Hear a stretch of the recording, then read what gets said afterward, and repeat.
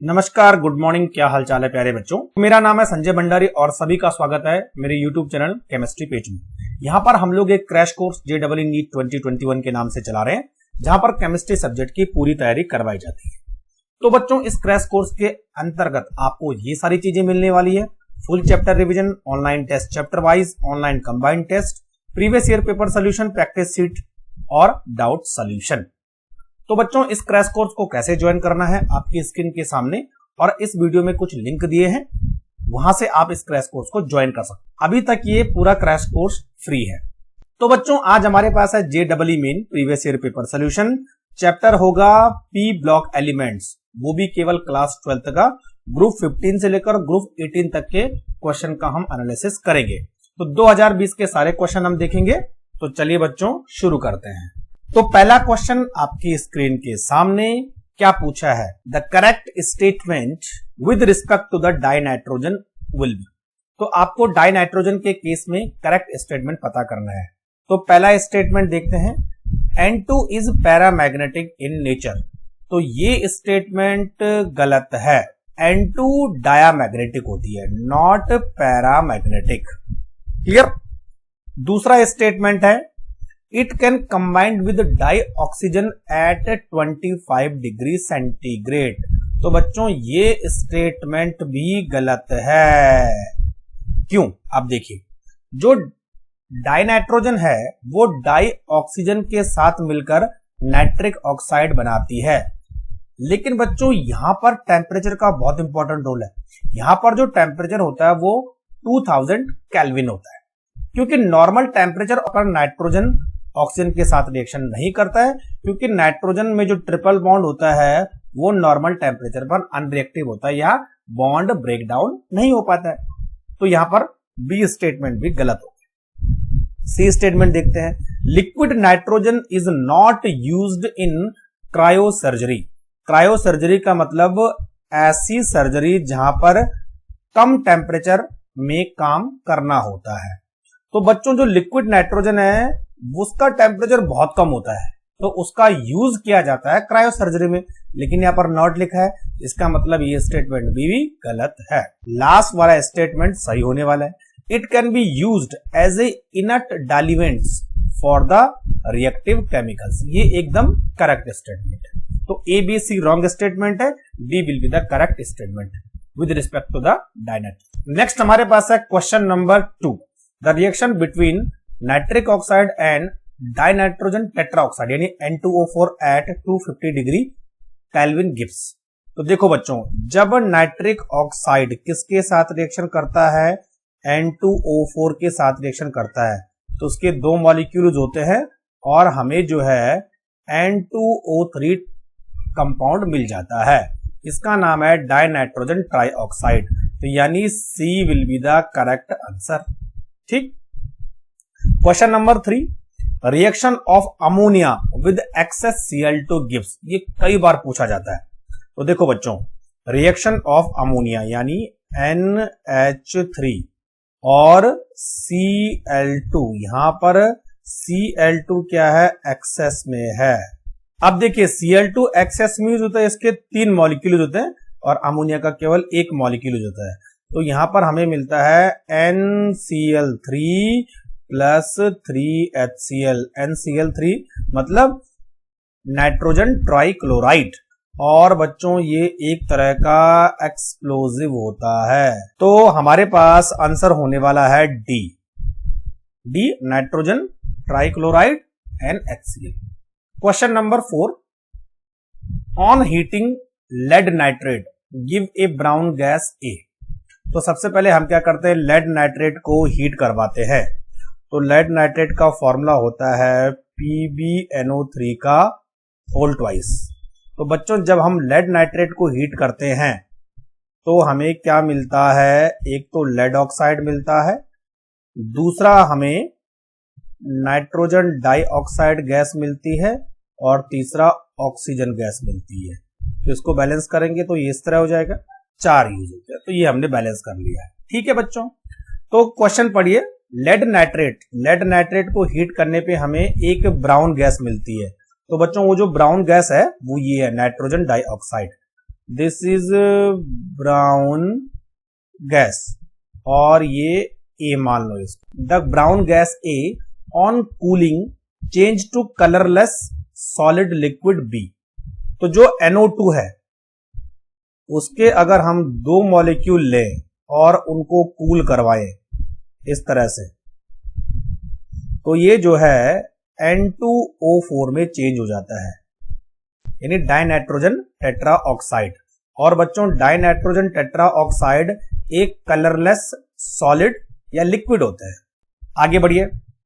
तो ये था हमारे पास बी। अब क्या बोल रहा है, B on heating with NO change to blue solid. तो अभी मैंने ये रिएक्शन आपको बताई थी कि जब N2O4 को हम नाइट्रिक ऑक्साइड के साथ मिलाएंगे तो हमें मिलेगा N2O3, ये मिलता है। और ये C नाम दे दो इसको, और इसका कलर होता है ब्लू। अब ये बोल रहा है कि ऑक्सीडेशन नंबर कितना होगा C वाले कंपाउंड में नाइट्रोजन का। इस केस में नाइट्रोजन का ऑक्सीडेशन नंबर कितना होगा? तो बच्चों यहां पर नाइट्रोजन का ऑक्सीडेशन नंबर होने वाला है +3, यानी हमारा आंसर हो जाएगा C। Clear? Question number 5, aqua regia is used for dissolving Nobel metal like gold, platinum. The gas evolve in this process. तो सबसे पहले बात करते हैं what is aqua regia. Aqua regia is a mixture of 1 part of concentrated HNO3 and 3 part of concentrated HCl। और बच्चों जब ये गोल्ड और प्लेटिनम के साथ रिएक्शन करता है तो इस तरह का कंपाउंड बनाता है, एक ये वाला और एक ये वाला, और साथ में कौन सी गैस इवॉल्व होती है? नाइट्रिक ऑक्साइड गैस इवॉल्व होती है, NO। तो बच्चों हमारे पास आंसर हो जाएगा ए, नाइट्रिक ऑक्साइड। क्लियर? कई बार इससे भी क्वेश्चन पूछा जाता है कि ये कंपाउंड कौन सा बनाता है ना, तो ये भी आपको याद रखना है। क्वेश्चन नंबर 6 की बात करते हैं। In a molecule of pyrophosphoric acid the number of POH, P double bond O, POP bond R कितने, किस टाइप के बॉन्ड होते हैं? तो बना लेते हैं हमारे पास फॉस्फोरिक एसिड, पायरोफॉस्फोरिक एसिड। तो फॉस्फोरिक एसिड होता है बच्चों H3PO4, और इसको पायरो बनाना है तो इसके 2 मॉलिक्यूल यूज होते हैं, ठीक है, और दोनों में से एक वाटर मॉलिक्यूल निकल जाता है। तो कितने हुए? H4P2O7, ये हुआ आपका पायरोफॉस्फोरिक एसिड। अब इसका स्ट्रक्चर कैसा होगा देखिए, P double bond O, O, P double bond O, यहां पर OH, नीचे भी OH, यहां पर OH और इधर भी OH। ये टेट्राबेसिक होता है ना। तो अब गिनो बच्चों, जो POH बॉन्ड है, POH बॉन्ड है वो कितने हैं? 4 हैं। जो P डबल बॉन्ड O है वो कितने हैं? 2 हैं। और जो POP बॉन्ड है वो कितना है? 1 ही है। तो 4, 2, 1 यानी D will be the correct answer. तो चलिए बच्चों नेक्स्ट हमारे पास है question number 7। On heating compound A gives A gas B which is a constituent of air. तो एयर में 2 ही तरह की गैस होती है, या तो नाइट्रोजन होगी या तो ऑक्सीजन होगी, ठीक। अब आगे पढ़ते हैं। This gas when treated with H2 in the presence of catalyst gives another gas C। तो आपको मालूम है कि जब H2 के साथ नाइट्रोजन रिएक्शन करेगा तो क्या बनेगा? अमोनिया बनेगा। और H2 के साथ जब O2 रिएक्शन करेगा तो वाटर बनेगा। लेकिन गैस कौन सी होती है? अमोनिया होती है ना। तो इसका मतलब वो जो गैस ऊपर थी B वाली वो नाइट्रोजन है। अब ये बोल रहा है कि जो ये गैस C बनी है ये बेसिक नेचर की होती है। तो कंफर्म हो गया ना, अमोनिया बेसिक नेचर का होता है, ठीक। तो यहां पर पूछ रहा है कि A शुड नॉट बी, यानी A B C D 4 option में से नाइट्रोजन गैस कौन नहीं देता है। तो मैं आपको चारों ऑप्शन को हिट करा के बता देता हूं। पहला ऑप्शन है सोडियम एजाइड। तो सोडियम एजाइड को जब हम हीट करते हैं तो नाइट्रोजन गैस निकलती है। दूसरा, जब लेड नाइट्रेट को हीट करते हैं तो बच्चों नाइट्रोजन गैस नहीं होती बल्कि नाइट्रोजन डाइऑक्साइड गैस होती है। इसका मतलब हमारा जो बी कंपाउंड है वो नाइट्रोजन गैस नहीं देता है, इसलिए आंसर हो जाएगा बी। अभी सी भी देख लो, अमोनियम डाइक्रोमेट, अमोनियम डाइक्रोमेट को हीट करने पर नाइट्रोजन गैस निकलती है। और अमोनियम नाइट्राइड को भी हीट करने पर नाइट्रोजन गैस निकलती है। तो आंसर हो जाएगा B 8। White phosphorus on reaction with concentrated NaOH in a inert atmosphere of CO2 gives phosphine and a compound X. X on acidification with HCl gives a compound Y. The basicity of compound Y will be. अब देखो, सबसे पहले ये बोल रहा है कि जब व्हाइट फॉस्फोरस यानी P4 किसके साथ रिएक्शन करेगा, कॉन्सेंट्रेटेड NaOH, तो यहां पर हम लिखेंगे NaOH और साथ में वाटर भी यूज होता है। तो बच्चों यहां पर NaOH के 3 मॉलिक्यूल यूज होते हैं और वाटर के भी 3 मॉलिक्यूल यूज होते हैं। तो जब व्हाइट फॉस्फोरस NaOH के साथ रिएक्शन करता है तो सबसे पहले क्या बनाता है, फॉस्फीन गैस बनाता है, ठीक, और दूसरा बनाता है NaH2PO2, सोडियम हाइपोफॉस्फाइट।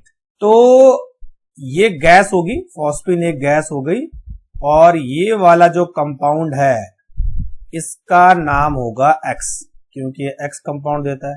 अब आगे क्या बोल रहा है कि X on reaction with HCl, X यानी NaH2PO2 सोडियम हाइपोफॉस्फाइट जब HCl के साथ रिएक्शन करता है तो बच्चों ये बनाता है H3PO2 हाइपोफॉस्फोरस एसिड, और साथ में क्या बनेगा, NaCl हाइपोफॉस्फोरस एसिड। तो ये बना हमारा कंपाउंड Y। अब ये बोल रहा है कि कंपाउंड Y की बेसिसिटी क्या होगी। तो सबसे पहले आपको ये पता करना है कि कंपाउंड Y का स्ट्रक्चर कैसा होगा। तो H3PO2 का स्ट्रक्चर आप बनाओ, देखो P डबल बॉन्ड O इतना तो रहने वाला है, एक OH, एक यहां और एक यहां। This is structure of H3PO2। तो बच्चों जितने हाइड्रोजन ऑक्सीजन के साथ कनेक्ट होंगे उतनी इसकी बेसिसिटी होगी, तो इसकी बेसिसिटी होती है 1, यानी आंसर होगा B. Question number 9, reaction of an inorganic sulphide X with dilute H2SO4 generate a compound Y. Reaction of Y with NaOH gives X. Further, the reaction of X and Y and water affords compound Z. X, Y and Z respectively will be. तो सबसे पहले line देखते हैं कि reaction of inorganic sulphide with X। अब बच्चों जो inorganic sulphide है ना उसका नाम है Na2SO3 सोडियम सल्फाइड। तो जब सोडियम सल्फाइड H2SO4 के साथ रिएक्शन करता है तो वो बनाता है सोडियम सल्फेट Na2SO4 और साथ में होता है वाटर और SO2। तो ये हमारा X कंपाउंड था जिसने H2SO4 के साथ रिएक्शन करके एक कंपाउंड बनाया Y। तो जो Y है वो एक तरह की गैस है और जिसका नाम है SO2 सल्फर डाइऑक्साइड। अब ये बोल रहा है कि जब Y NaOH के साथ रिएक्शन करता है तो दोबारा से X बनता है। तो Y क्या था हमारे पास, SO2, और ये NaOH के साथ रिएक्शन करता है तो क्या बनाता है, Na2SO3 प्लस वाटर, है ना। तो अगेन हमारे पास क्या होगा, X वापस आ गया Y की NaOH के साथ रिएक्शन करने से। अब ये बोल रहा है कि जब X एंड Y वाटर के साथ रिएक्शन करते हैं तो एक Z कंपाउंड बनता है। तो X हमारे पास क्या है, Na2SO3, और Y हमारे पास है SO2 in the presence of H2O। तो बच्चों क्या बनता है, NaHSO3 सोडियम बाई सल्फाइड के 2 मॉलिक्यूल और इसका नाम है Z। ठीक, अब ये बोल रहा Y और Z क्या है, तो Y क्या है, सल्फर डाइऑक्साइड, और Z क्या है, सोडियम बाई सल्फाइड। तो बच्चों हमारे पास आंसर होना चाहिए C। Question number 10, if the boiling point of H2O is 373 kelvin, H2O का बॉइलिंग पॉइंट है 100 डिग्री सेंटीग्रेड यानी 373 केल्विन, तो ये बोल रहा है कि H2S का बॉइलिंग पॉइंट क्या होगा, ज्यादा होगा, कम होगा, इक्वल होगा या दोनों के बीच होगा, 300 और 273 के बीच। अब यहां पर जो बॉइलिंग पॉइंट है ना वो किस पर डिपेंड करता है, हाइड्रोजन बॉन्डिंग पर। तो बच्चों जो वाटर है ना उसमें हाइड्रोजन बॉन्डिंग तो आराम से पॉसिबल है, वाटर में हाइड्रोजन बॉन्डिंग हो सकती है, ठीक है ना, इस तरह से। लेकिन H2S में हाइड्रोजन बॉन्डिंग पॉसिबल नहीं है। In H2S no H bonding possible, ठीक है। और जब बच्चों हाइड्रोजन बॉन्डिंग नहीं पॉसिबल होती है तो मॉलिक्यूल का बॉइलिंग पॉइंट कम हो जाता है, बहुत कम हो जाता है। और हम सब लोग जानते हैं कि H2S क्या एक गैस है। तो बच्चों इसका बॉइलिंग पॉइंट 300 से कम होगा, बहुत कम होगा। तो A will be the correct answer, less than 300 kelvin. और अगर आप देखोगे तो बच्चों इसका जो बॉइलिंग पॉइंट होता है वो होता है -60 डिग्री सेंटीग्रेड। देखो कितना है, रूम टेम्परेचर पर एक्चुअली में गैस होती है। तो चलिए बच्चों नेक्स्ट है क्वेश्चन नंबर 11। यहां पर पूछा है number of bond between sulphur and oxygen in S2O8 2- में and number of bond between sulphur and sulphur in rhombic sulphur. तो देखो S2O8 और 2- और अगर मैं इसमें जो है हाइड्रोजन जोड़ दूं तो ये हो जाएगा H2S2O8। और बच्चों इसका नाम है मार्शल एसिड, ये एक मार्शल एसिड है, ठीक है। तो जो बच्चों मार्शल एसिड है उसको हम बोलते हैं पर oxo disulphuric acid. It is also called पर ऑक्सो डाइसल्फ्यूरिक एसिड, यानी इसमें परऑक्साइड बॉन्ड होता है। तो अब बनाओ जरा इसको, S डबल बॉन्ड O। तो परऑक्साइड बॉन्ड मतलब इस तरह से, फिर S डबल बॉन्ड O और इधर O- और इधर O- हो गया, ठीक है। S2O8 2-। अब देखिए बच्चों इसमें पूछा है सल्फर एंड ऑक्सीजन बॉन्ड कितने हैं। तो एक तो ये रहा, दूसरा ये रहा, तीसरा ये रहा, 3 4 5 6 और ये 7 और ये 8, यानी 8 सल्फर एंड ऑक्सीजन बॉन्ड है। अब बात करते हैं रोम्बिक सल्फर। तो रोम्बिक सल्फर होता है W जैसा, ऐसा है ना। तो यहां पर जो है 8 सल्फर होते हैं। कितने सल्फर होते हैं, 8 सल्फर होते हैं। यार कोई सल्फर है तो यहां पर सल्फर और सल्फर बॉन्ड कितने हैं, 8 है। तो बच्चों दोनों 8-8 होंगे। तो यहां पर आंसर होने वाला है बी। चलिए नेक्स्ट हमारे पास है the number of Cl double bond O bond in perchloric acid. Perchloric acid का फॉर्मूला होता है HClO4। This is perchloric acid. अच्छा HClO4 का स्ट्रक्चर क्या होगा, Cl double bond O double bond O double bond O और यहां पर OH। This is perchloric acid, ठीक है। अब Cl डबल बॉन्ड O गिनो तो 1 2 और 3। तो बच्चों आंसर हो जाएगा 3।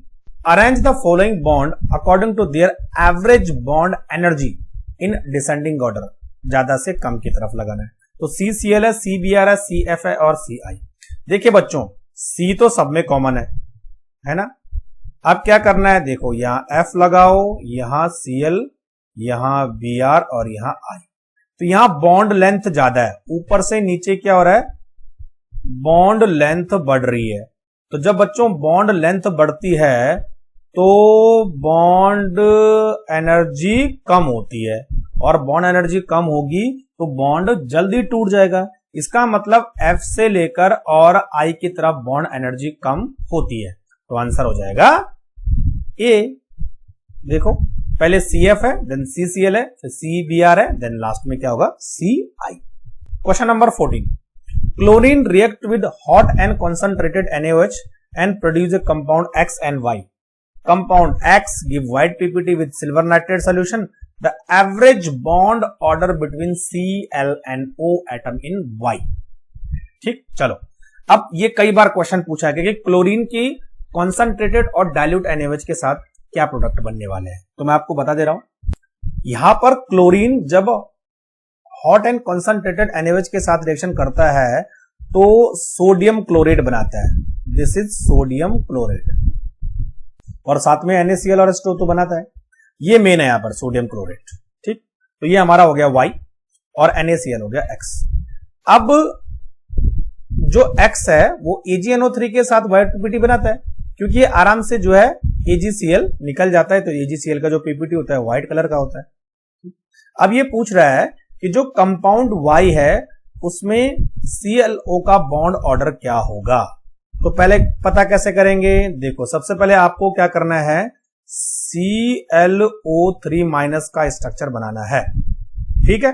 तो इसका स्ट्रक्चर कैसे होगा, Cl डबल बॉन्ड O और यहां पर आएगा O माइनस और इधर होगा एक लोन पेयर, ठीक है। ये मुझे बनाना आता है इसलिए मैंने बना दिया, आपको थोड़ा प्रैक्टिस करनी पड़ेगी। अब देखिए बच्चों, यहां पर Cl में डबल बॉन्ड भी है, सिंगल बॉन्ड भी है, तो बॉन्ड ऑर्डर कैसे निकालेंगे। तो इस टाइप के मॉलिक्यूल का जो बॉन्ड ऑर्डर होता है उसमें क्या होता है, total number of bond, total number of atoms. तो टोटल नंबर ऑफ बॉन्ड कितने, 2 2 4 1 5 total number of atom bonded. तो total number of atom bonded कितने, 1 2 और 3, इन्हीं को काउंट करते हैं बच्चों ना। तो ये हो जाएगा 5/3। तो आंसर आना चाहिए 1.67। तो आंसर हो जाएगा बच्चों 1.67, ठीक। Question number 15, in the following reaction product A and B respectively will be. अब देखो यहां पर पहली रिएक्शन है NaOH की किसके साथ, Cl2 के साथ। जो NaOH है वो कौन सा है, हॉट एंड कॉन्सेंट्रेटेड।